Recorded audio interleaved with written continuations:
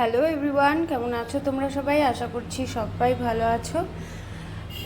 আজকে দেখতে পাচ্ছ আজকে আমার একটা নতুন রেসিপি, সেটা হচ্ছে এই যে মোচার যে কচি অংশটা রয়েছে এটাকে আমি ছাড়াইনি, এরকমই রেখে দিয়েছি।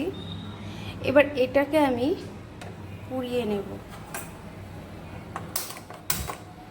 গ্যাসটা জ্বালিয়ে নিলাম, এবার এটাকে আমি পুড়িয়ে নেব। তো এই যে আমার মোচাটা পুরোপুরি পোড়ানো কমপ্লিট। এবার গ্যাসটাকে অফ করে দেব আর মোচাটাকে 5 মিনিটের জন্য ছেড়ে দেবো। 5 মিনিট পর মোচাটাকে আমি কি করছি না করছি দেখাচ্ছি। তো এই যে আমি 5 মিনিট পর এটাকে জুড়িয়ে দিয়ে এই যে ছালগুলোকে ছাড়িয়ে নিয়েছি, পোড়া ছালগুলোকে আমি এখানে ছাড়িয়ে নিয়েছি এরকম। আর এবার এইটাকে আমি চাকু দিয়ে পিস পিস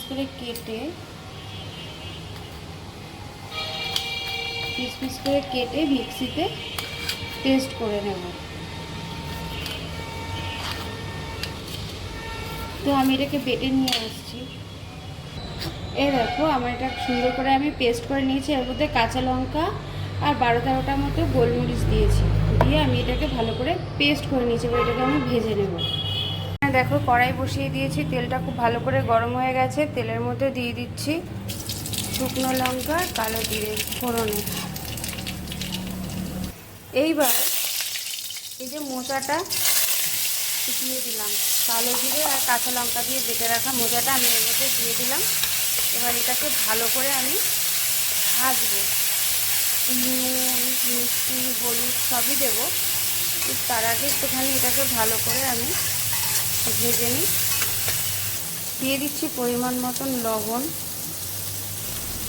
হলুদ, আমি এর মধ্যে চিনিও দিয়ে দিয়েছি।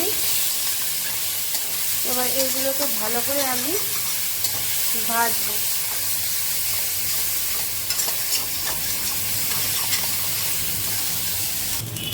এইবার আমি এর মধ্যে দিয়ে দেবো নারকেল কোড়া।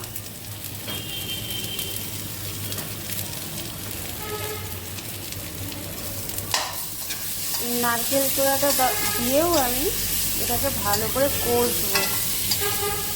এই বাটা পোড়া এই সমস্ত জিনিসগুলো